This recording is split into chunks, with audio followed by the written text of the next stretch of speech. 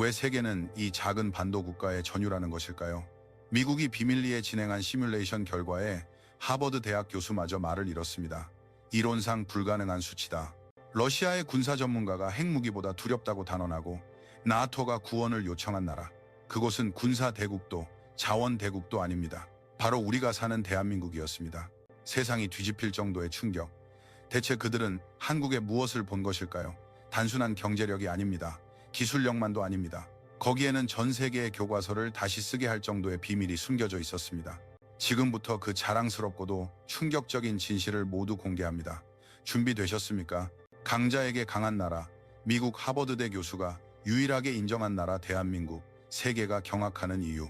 인류의 운명이 진화하는 가장 완벽한 나라가 어디인지 아십니까? 하버드 대학의 윌리엄 리드 교수의 이 선언에 전 세계 학회가 뒤집혔습니다. AI 언어 분석 속도 2.4배, 학습 효율 1, 8배, 논리 구조의 일관성 99.7%. 이 모든 수치가 단 하나의 나라를 가리키고 있었기 때문입니다. 하지만 여전히 일부는 외쳤습니다. 해봤자 모방일 뿐 과학적 증거는 없다며 코웃음 쳤습니다. 그때 유네스코 본부가 직접 반박했습니다. 한국은 문자 체계에서 문화로 그리고 문명으로 진화한 경이로운 국가다. 1. 이제 전 세계가 동시에 묻습니다. 현재 인류가 나아가는 방향, 우리가 생각하는 그 나라가 맞습니까? 지금부터 그 놀라운 현장으로 안내합니다. 미국에서 온 충격적인 이야기 바로 시작하겠습니다. 그리고 지금 어디서 시청하고 계신지 댓글로 남겨주세요. 여러분의 이야기도 듣고 싶습니다. 그 전에 잠시 1초면 누를 수 있는 채널 구독과 좋아요 버튼을 꾹 눌러주시면 영상 제작에 큰 힘이 됩니다. 그럼 바로 본론으로 들어가겠습니다. 세계에서 가장 작은 강대국. 이 말이 모순처럼 들리십니까? 저도 그랬습니다. 하지만 윌리엄 리드 교수가 칠판에 쓴 문장을 보는 순간 모든 것이 바뀌었습니다. 한국은 무력 없이 강대국을 움직이는 나라. 교수가 뒤를 돌아보며 말했습니다. 나토는 2025년 현재 미국이 아닌 한국의 손을 내밀고 있습니다. 2, 3, 4, 5 필기하던 손을 멈추고 스크린을 바라봤습니다. 거기에는 유럽 각국이 미국 대신 한국산 장비와 기술 지원을 도입하는 계약서들이 넘쳐나고 있었습니다. 2, 3, 4, 6 믿을 수 있으십니까? 안녕하세요. 제 이름은 크리스텔입니다. 하버드 대학에서 국제정치학을 전공하고 있습니다. 그날은 2025년 3월 12일이었습니다. 친구 에밀리가 손목을 끌지 않았다면 저는 도서관에서 논문을 쓰고 있었을 겁니다. 윌리엄 리드 교수의 특별 강연이 있는데 주제가 한국이라 재미있을 것 같다며 같이 가자고 졸랐거든요. 솔직히 그때까지는 별 기대가 없었습니다. 한국이라고 하면 K-팝이나 맛있는 한식 정도만 떠올랐으니까요. 하지만 메인 강의동 꼭대기에 있는 대형 강의실에 들어선 순간 뭔가 달랐습니다. 200명 가까운 학생들이 이미 자리를 가득 메우고 있었고 복도까지 사람들이 서 있었습니다. 칠판 위에 쓰인 강연 제목이 눈에 들어왔습니다. 개념적 한계를 붕괴시키는 나라. 에밀리가 제목 한번 거창하네 라며 속삭였습니다. 웃음이 터져 나올 뻔했습니다. 개념적 한계를 붕괴시킨다니 한 나라가 그런 일을 할 수 있단 말인가요? 하지만 윌리엄 리드 교수가 단상에 오르는 순간 강의실 전체가 물을 끼얹은 듯 조용해졌습니다. 교수님은 60대 후반 정도로 보였지만 온화하면서도 카리스마가 느껴지는 분이셨습니다. 마이크를 잡고 천천히 입을 열었습니다. 오늘 이야기할 것은 단순히 한 국가에 대한 분석이 아니라 세계 질서가 어떻게 재편되고 있는지에 대한 이야기입니다. 목소리에 울림이 있었습니다. 강의실의 공기가 바뀌기 시작했습니다. 교수님이 리모컨을 누르자 스크린에 사진 한 장이 떴습니다. 지난달 부데셀 국제 포럼에 참석했을 때 찍은 사진입니다. 설명이 시작되었습니다. 사진 속에는 여러 학자가 원탁에 둘러앉아 있었습니다. 거기서 한 러시아 국방 전문가를 만났습니다. 우연히 복도에서 커피를 마시다가 흥미로운 대화를 나누게 되었죠. 교수님이 잠시 말을 멈췄습니다. 강의실은 더욱 조용해졌습니다. 그분은 모스크바 대학에서 30년 넘게 군사 전략을 가르치신 분으로 NATO와 서방 군사력에 대한 분석으로 유명한 학자였습니다. 물이 담긴 컵을 한 모금 마신 교수님은 당시 그분께 현재 유럽의 안보 상황을 어떻게 보는지 물었습니다라고 말했습니다. 잠시 침묵이 흘렀습니다. 그런데 그분의 대답이 예상 밖이었다고 교수님이 말을 이었습니다. 스크린이 바뀌고 텍스트가 떠올랐습니다. 교수님은 당시 러시아 교수가 했던 말을 그대로 읽기 시작했습니다. 윌리엄, 당신은 한국을 모르는군요. 순간 강의실에서 웅성거림이 일었습니다. 에밀리가 옆구리를 쿡 찔렀습니다. 갑자기 왜 한국이 나오는지 의아했습니다. 교수님이 말을 이었습니다. 솔직히 그 순간에는 이해할 수 없었습니다. 유럽 안보 이야기를 하는데 왜 갑자기 한국이 튀어나오는가? 하지만 러시아 교수는 진지했습니다. 교수님의 목소리 톤이 낮아졌습니다. 그분이 자신들은 한국을 두려워한다고 말했습니다. 강의실은 완전히 정적에 휩싸였습니다. 펜 떨어지는 소리조차 들릴 것 같았습니다. 윌리엄 교수가 무기 때문입니까? 하고 묻자 고개를 저었고, 기술력 때문입니까? 하고 묻자 그것도 아니라고 하며 설명을 이어갔습니다. 교수님이 강의실을 천천히 둘러보았습니다. 그럼 무엇 때문이냐고 물었을 때 러시아 교수가 커피잔을 내려놓으며 이렇게 대답했습니다. 신뢰 때문입니다. 신뢰? 강의실 곳곳에서 작은 탄성이 터져 나왔습니다. 순간 혼란스러웠습니다. 러시아가 한국을 두려워한다는 것도 이상한데 그 이유가 신뢰라니 대체 무슨 의미일까요? 교수님이 설명을 이어갔습니다. 러시아 교수는 미국은 강력하지만 예측 불가능하고, 유럽은 통합되었지만 느리고, 중국은 거대하지만 불투명하다고 평가했습니다. 스크린에 세 나라의 국기가 나타났다가 사라졌습니다.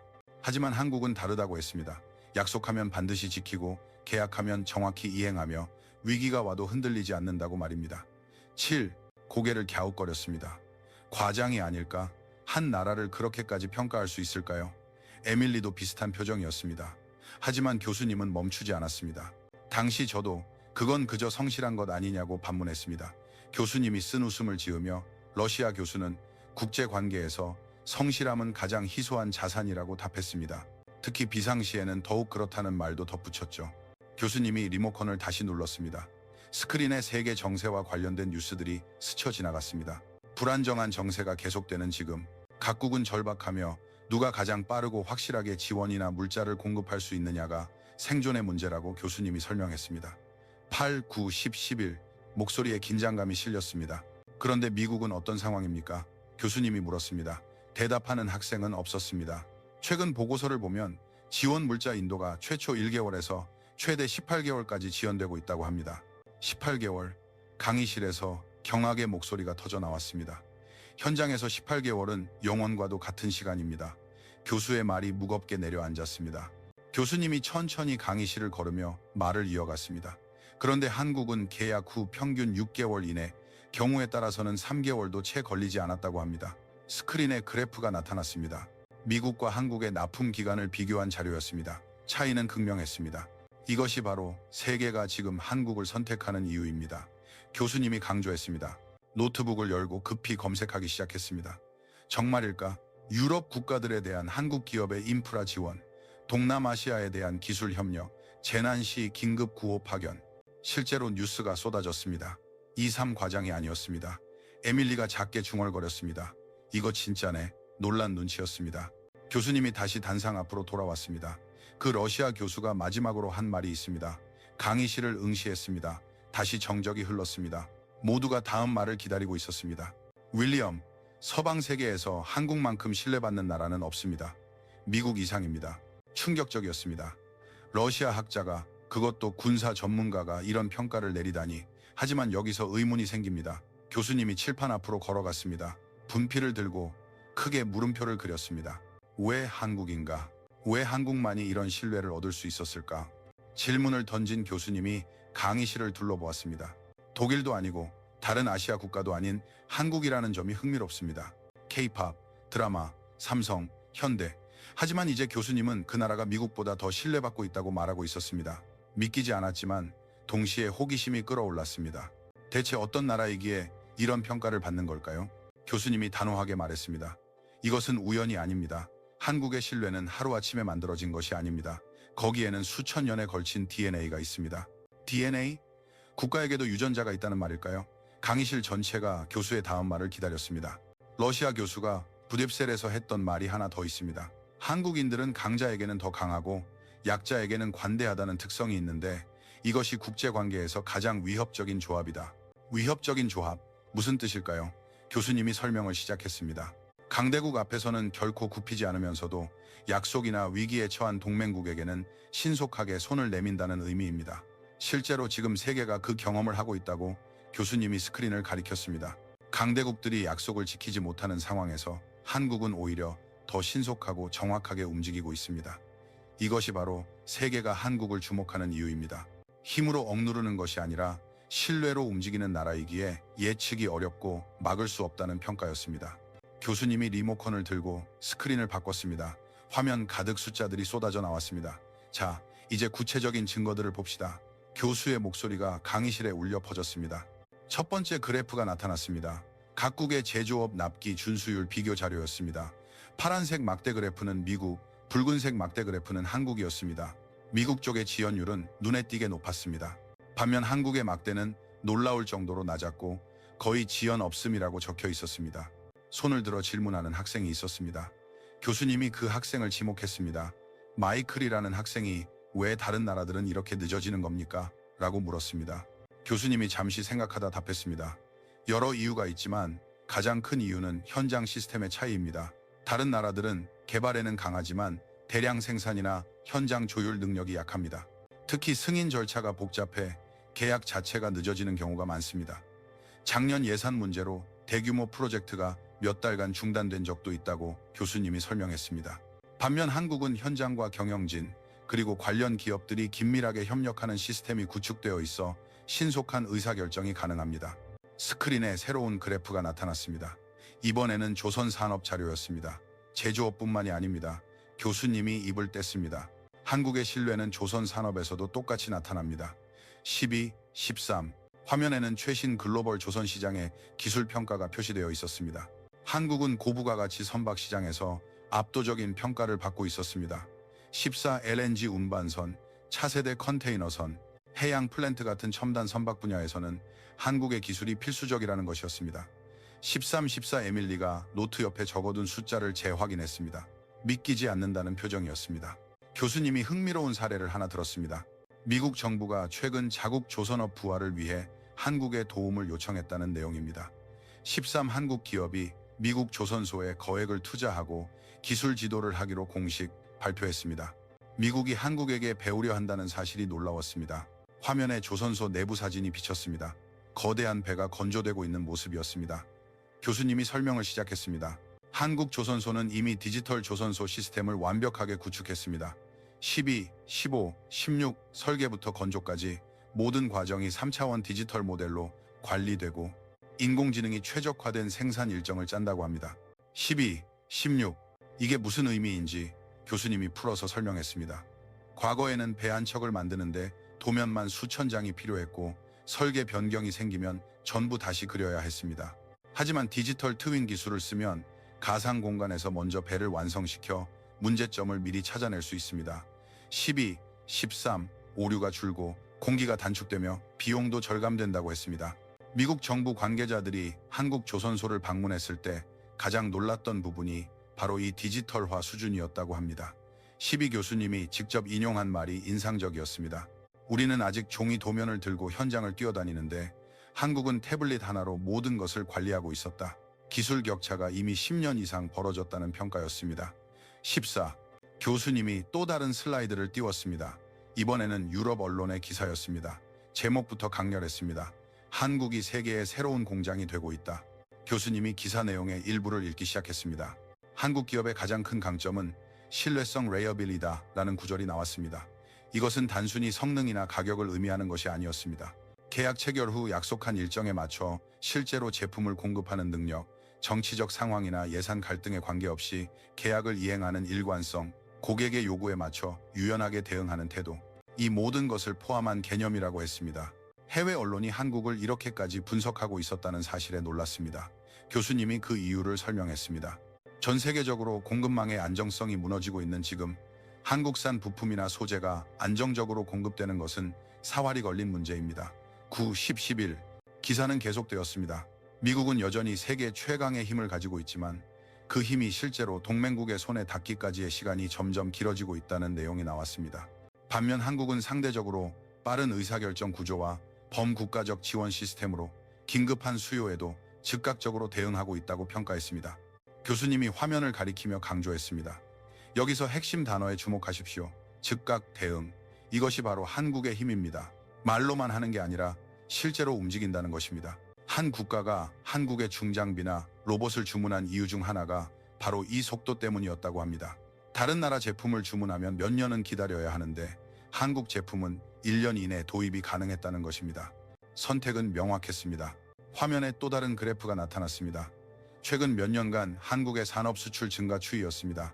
가파른 상승 곡선을 그리고 있었습니다. 에밀리가 작게 탄성을 내뱉었습니다. 교수님이 의미심장한 말을 덧붙였습니다. 이 수치는 단순한 판매 실적이 아닙니다. 이것은 세계가 한국을 얼마나 신뢰하는지를 보여주는 지표입니다. 돈을 주고 물건을 산다는 것은 자국의 인프라를 맡긴다는 의미이고 미래를 건다는 의미입니다. 그 선택을 한국에게 하고 있다는 것입니다. 교수님이 마지막 슬라이드를 띄웠습니다. 기사의 결론 부분이었습니다. 한국이 가장 위협적인 이유는 기술이 아니라 신뢰다. 문장이 크게 표시되어 있었습니다. 교수님이 천천히 읽었습니다. 한국은 신뢰를 납품하는 나라다. 그리고 신뢰야말로 가장 강력한 무기다. 강의실은 숨을 죽인 듯 조용했습니다. 모두가 그 문장을 곱씹는 듯 했습니다. 신뢰를 납품한다. 물건을 파는 게 아니라 신뢰를 판다고 표현한 것이 믿기지 않았습니다. 동시에 소름이 돋았습니다. 정말 그런 나라였나 싶어서 교수님이 리모컨을 내려놓으며 말했습니다. 지금까지 본 모든 숫자와 사례들이 하나의 진실을 가리키고 있습니다. 한국은 더 이상 동양의 작은 반도 국가가 아니라 세계가 의지하는 나라가 되었다는 것입니다. 그것도 힘이 아니라 신뢰를 통해서. 강의실 곳곳에서 고개를 끄덕이는 학생들이 보였습니다. 하지만 여전히 의문은 남았습니다. 대체 어떻게 이게 가능했을까? 한국은 자원도 없는 나라가 아닌가? 머릿속이 복잡했습니다. 증거는 충분했지만 이유는 여전히 모호했습니다. 그리고 교수님도 그것을 아는 듯 했습니다. 다음 질문을 던질 준비를 하고 있었습니다. 교수님이 칠판 앞으로 천천히 걸어갔습니다. 분필을 들고 큰 글씨로 하나의 질문을 쓰기 시작했습니다. 왜 한국인가? 글자가 칠판에 선명하게 새겨졌습니다. 교수님이 뒤돌아서서 강의실을 둘러보았습니다. 지금까지 본 모든 증거는 한 가지 사실을 말해줍니다. 한국이 신뢰받는 나라라는 것은 분명합니다. 하지만 여기서 멈출 수 없습니다. 단순한 기술만으로는 설명이 안 됩니다. 독일도 기술력이 뛰어나고 미국은 세계 최고의 첨단 기술을 가지고 있습니다. 그런데 왜 세계는 그들이 아니라 한국을 선택했을까요? 교수님의 질문이 강의실에 무겁게 내려앉았습니다. 강의실 뒤편에서 손이 올라왔습니다. 교수님이 그 학생을 지목했습니다. 박민준이라는 한국인 학생이었습니다. 늘 논리적이고 날카로운 질문을 던지기로 유명한 학생이었습니다. 박민준 학생이 노트북을 들어 올리며 말하기 시작했습니다. 교수님께서 보여주신 자료는 흥미롭지만 한 가지 간과하고 있는 부분이 있습니다. 한국의 기술은 사실 대부분 한국 전쟁 이후 서구에서 도입한 것이며 전후 발전 역시 미국의 지원에 힘입은 결과입니다. 강의실 분위기가 미묘하게 바뀌었습니다. 박민준 학생은 준비해온 자료를 스크린에 띄웠습니다. 한국 산업 발전의 역사에 관한 자료였습니다. 한국 기술의 기원이 서양에 있다는 내용이었습니다. 그래프와 사진 자료까지 첨부되어 있었습니다. 에밀리가 옆에서 작게 속삭였습니다. 저게 사실일까? 강의실 분위기가 살짝 흔들리는 게 느껴졌습니다. 박민준 학생의 주장은 결론적으로 한국의 성공은 선진국의 기술을 잘 흡수한 결과이지 고유한 DNA로 보기는 어렵다는 것이었습니다. 그의 목소리는 자신감에 차 있었습니다. 몇몇 학생들이 고개를 끄덕이는 것이 보였습니다. 일리 있는 지적처럼 들렸기 때문입니다. 교수님은 조용히 박민준 학생의 발표를 듣고 있었습니다. 표정에 동요는 전혀 없었습니다. 오히려 온화한 미소를 띠고 있었습니다. 박민준 학생이 발표를 마치고 자리에 앉자 교수님이 천천히 입을 열었습니다. 아주 좋은 지적입니다. 먼저 인정했습니다. 실제로 한국이 서양의 기술을 배운 것은 사실입니다. 하지만 여기서 한 가지 질문을 던지고 싶다며 교수님이 칠판에 새로운 문장을 쓰기 시작했습니다. 기술 이전은 많은 나라가 받았다. 하지만 왜 한국만 성공했는가? 교수님이 뒤돌아서며 평온한 톤으로 말했습니다. 아시아의 많은 나라들이 서양으로부터 기술을 전수받았습니다. 그런데 왜 그 나라들은 지금 세계 시장을 주도하지 못하고 있을까요? 교수님의 질문이 강의실에 울려 퍼졌습니다. 박민준 학생의 얼굴이 살짝 굳어지는 것이 보였습니다. 교수님은 여전히 차분한 목소리로 말을 이었습니다. 기술 이전은 씨앗을 주는 것과 같습니다. 하지만 그 씨앗을 틔워 나무로 키우고 숲을 만드는 것은 전혀 다른 차원의 능력입니다. 교수님이 새로운 자료를 스크린에 띄웠습니다. 한국 자동차 산업의 발전 과정을 보여주는 타임라인이었습니다. 처음에는 분명 서구의 모방에서 시작했습니다. 하지만 중간부터 달라졌습니다. 한국의 엔지니어들이 독자적으로 설계를 개선하기 시작했고 나중에는 오히려 새로운 생산 방식인 한국형 생산 시스템을 개발했다는 자료가 나왔습니다. 특히 인상적인 부분이 있었습니다. 적시 생산 시스템, just in time과 같은 개념을 한국의 현장에 맞게 발전시킨 것입니다. 필요한 것을 필요한 때에 필요한 만큼만 만드는 방식인데 이것이 세계 제조업의 표준에 영향을 주었다고 했습니다. 교수님이 강조했습니다. 이것은 서양에서 배운 기술이 아니라 한국이 독자적으로 개발한 혁신입니다. 박민준 학생이 노트북을 만지작거리는 게 보였습니다. 뭔가 반박 자료를 찾는 듯 했습니다. 하지만 교수님은 멈추지 않았습니다. 가전 분야도 봅시다. 새로운 슬라이드를 띄웠습니다. 한국은 기술을 받아들인 후 그것을 소형화, 경량화하고 내구성을 획기적으로 개선했다는 자료가 나왔습니다. 그 결과 원본 제품보다 성능이 더 좋아졌고 지금은 거꾸로 세계가 한국의 부품을 사가고 있다는 것입니다. 아이러니한 일이었습니다. 교수님이 의미심장한 말을 덧붙였습니다. 기술을 배우는 것은 모방이지만 그것을 개선하고 발전시키는 것은 창조입니다. 한국은 단순히 받은 기술을 쓰는데 그치지 않고 더 나은 것을 만들어냈습니다. 이것이 바로 다른 나라들과의 차이점입니다. 박민준 학생의 손이 미세하게 떨리는 것이 보였습니다. 반박할 자료를 찾지 못한 듯 했습니다. 교수님이 다시 칠판 앞으로 걸어갔습니다. 자, 이제 핵심 질문으로 돌아가 봅시다. 분필을 들었습니다. 한국인은 태생적으로 다른가? 질문을 쓰고 뒤돌아서서 대답했습니다. 아닙니다. 한국인도 똑같은 인간이며 특별한 유전자를 가진 것이 아닙니다. 하지만 한국에는 DNA가 있다고 교수님이 선언했습니다. 생물학적 DNA가 아니라 문화적 DNA입니다. 수천 년에 걸쳐 형성된 사고방식과 가치관, 그리고 행동 패턴이라는 것입니다. 이것이야말로 기술을 받아들여 더 나은 것을 만들어내는 힘의 원천입니다. 강의실이 다시 집중 모드로 들어갔습니다. 모두가 교수의 다음 말을 기다렸습니다. 교수님이 칠판에 큰 글씨로 쓰기 시작했습니다. 3가지 DNA. 손을 멈추고 강의실을 천천히 둘러보았습니다. 첫 번째 DNA는 정교함의 DNA입니다. 두 번째는 조화의 DNA입니다. 세 번째는 진화의 DNA입니다. 무슨 의미일까 궁금해지기 시작했습니다. DNA라는 표현이 처음에는 기묘하게 들렸지만 교수님의 설명을 들을수록 점점 이해가 되기 시작했습니다. 문화가 대를 이어 전수되는 방식이 유전자와 비슷하다는 것입니다. 눈에 보이지는 않지만 확실히 존재하며 세대를 넘어 이어진다는 것입니다. 박민준 학생은 아직 고개를 숙이고 있었습니다. 옆에 친구가 괜찮냐고 묻는 소리가 들렸습니다. 박민준 학생이 작게 고개를 끄덕였지만 목소리에 힘이 없었습니다.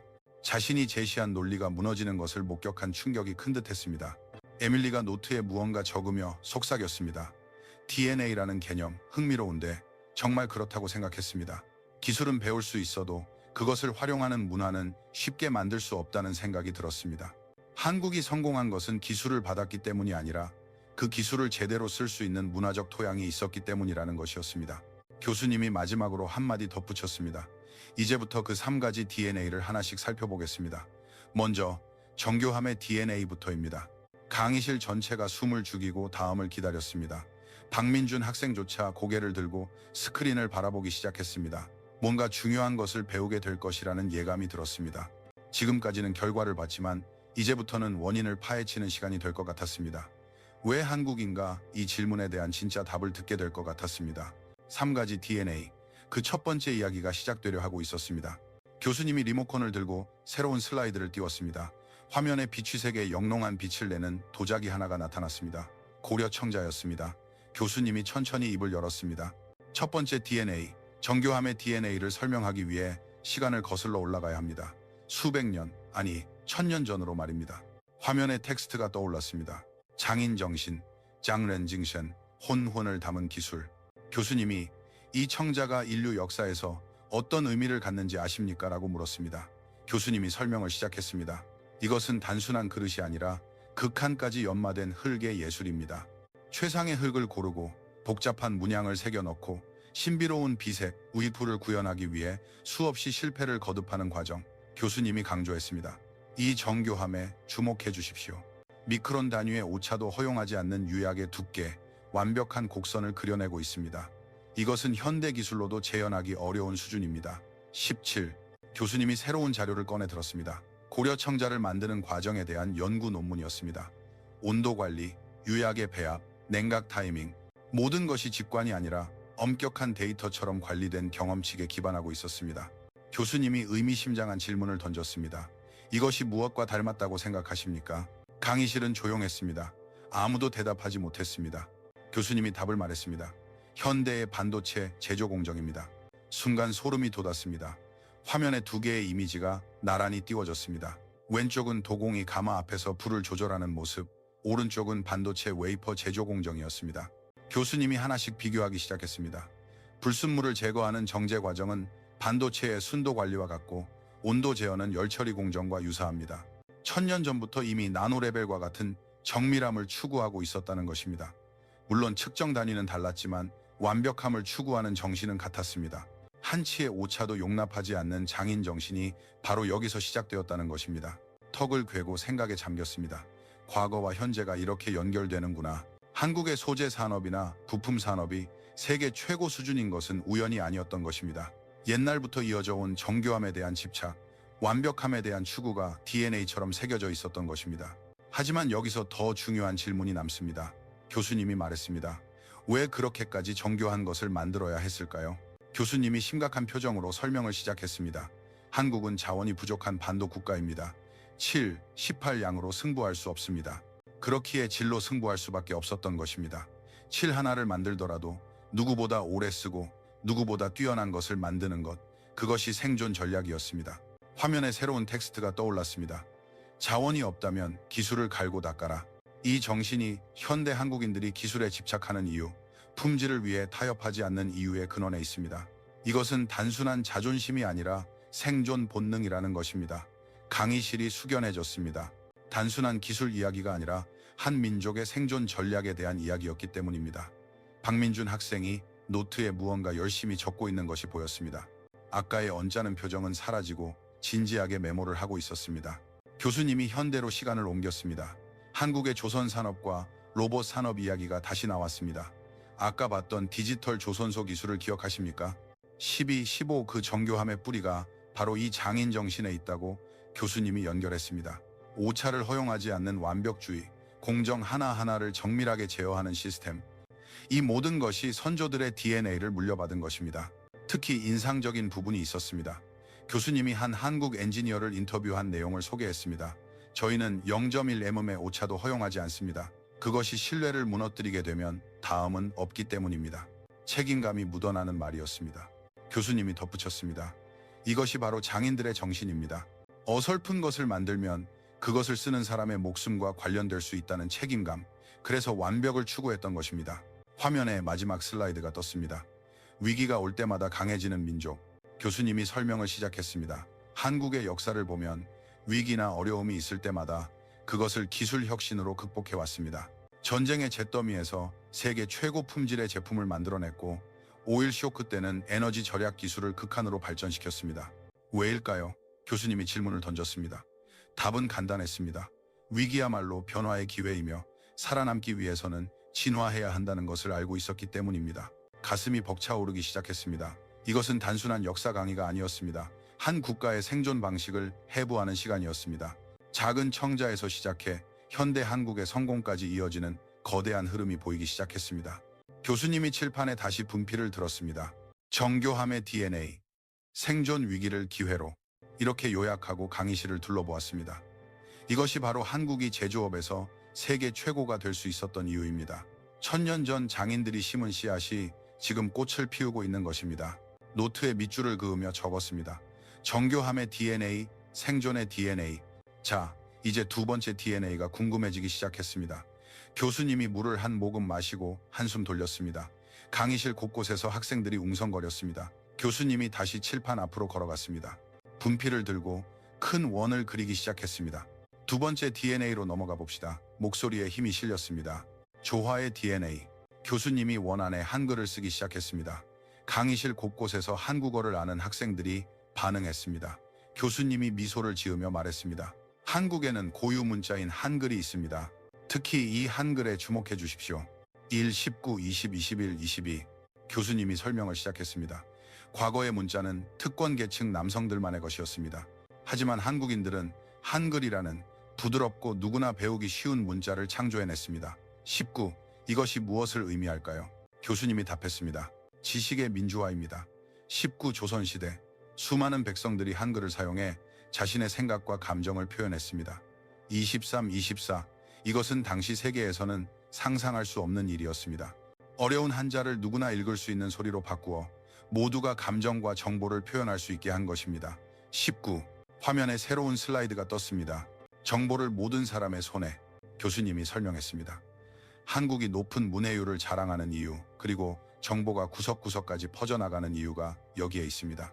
일부 엘리트만이 지식을 독점하는 것이 아니라 국민 모두가 정보를 공유하는 시스템, 그것이 나라 전체의 수준을 끌어올린 것입니다. 25. 스크린에 현대 한국의 풍경이 비쳤습니다. 웹툰, 드라마, 그리고 상세한 설명서. 교수님이 말했습니다. 한국 제품의 설명서를 본 적 있습니까? 그림과 쉬운 글로 누구든 이해할 수 있게 쓰여 있습니다. 이것 또한 한글 정신, 즉 상대방이 알기 쉽게 전달하려는 배려의 DNA입니다. 에밀리가 감탄하며 속삭였습니다. 상냥함이 기술이 되었네. 그 말이 맞았습니다. 어려운 기술을 사용하기 쉽게 가공해서 제공하는 것, 그것이 한국 제품이 전 세계에서 사랑받는 이유였습니다. 스마트폰부터 가전제품까지 모두 이 DNA가 흐르고 있습니다. 교수님이 칠판에 정리했습니다. 두 번째 DNA, 조화. 보급 한글 지식을 독점하지 않고 공유하며 조화시키는 힘. 이것이 한국을 전 국민이 중산층이라 불릴 만큼 균질하게 높은 교육 수준을 가진 나라로 만든 것입니다. 교수님이 마지막 휴식을 취하려는 듯 리모컨을 내려놓았습니다. 학생들의 열기는 식지 않았습니다. 교수님이 다시 걸어나와 칠판의 마지막 글자를 쓰기 시작했습니다. 세 번째, DNA, 진화. 교수님이 뒤돌아서서 설명했습니다. 한국인에게는 멈추지 않고 계속 배우는 DNA가 있습니다. 조선시대의 서당을 아십니까? 23, 24, 26, 27, 28. 화면에 오래된 학교 그림이 떴습니다. 아이들이 글을 배우고 있는 모습이었습니다. 24, 26. 교수님이 설명했습니다. 조선시대 한국에는 수만 개의 서당이 있었고 서민의 아이들이 글을 배웠습니다. 당시 런던이나 파리보다도 문해율이 높았다는 데이터도 있습니다. 23, 24 왜 그렇게 공부했을까요? 지혜가 있으면 신분에 관계없이 인생을 개척할 수 있다는 희망이 있었기 때문입니다. 그리고 그 전통은 현대로도 이어지고 있습니다. 화면에 80대 한국인 여성이 컴퓨터 앞에 앉아있는 사진이 떴습니다. 세계 최고령 앱 개발자로 알려진 분이었습니다. 교수님이 말했습니다. 이분은 은퇴 후 프로그래밍을 배워 자신을 위한 게임 앱을 만들었습니다. 강의실에서 놀라움의 함성이 터져 나왔습니다. 교수님이 말을 이었습니다. 한국인들은 나이가 들어도 배우고 새로운 기술을 받아들이는 것을 두려워하지 않습니다. 전통을 지키면서도 항상 최신의 것에 적응하는 것, 이 유연성이 바로 진화의 DNA입니다. 교수님이 칠판 앞에서 세 개의 원을 그리고 그것들이 겹쳐지는 중심에 크게 썼습니다. 신뢰. 장인의 정교함이 품질을 보증하고 한글의 조화가 시스템을 효율화하며 서당의 배움이 약속을 지키는 국민성을 만들었습니다. 교수님이 강의실을 둘러보았습니다. 이 세 가지가 만나는 지점에서 세계 최강의 신뢰가 태어났습니다. 무력이 아닌 약속을 지키는 힘, 타의 추종을 불허하는 품질, 그리고 끊임없이 진화하는 자세. 이것들이 합쳐져 세계는 한국을 파트너로 선택하는 것입니다. 7. 화면에 다시 브뤼셀의 사진이 떴습니다. 러시아 교수와의 대화, 그 뒷이야기였습니다. 러시아 교수가 마지막으로 한 말이 있었습니다. 윌리엄, 한국은 힘으로 세계를 바꾸는 나라가 아닙니다. 신뢰로 세계를 바꾸는 나라입니다. 그리고 그것이 핵무기보다 더 까다로운 겁니다. 힘은 막을 수 있지만 신뢰는 막을 수 없으니까요. 사람들이 자발적으로 한국을 선택하는 것을 어떻게 막겠습니까? 교수님이 마지막 슬라이드를 띄웠습니다. 텅 빈 화면에 단 한 줄의 문장.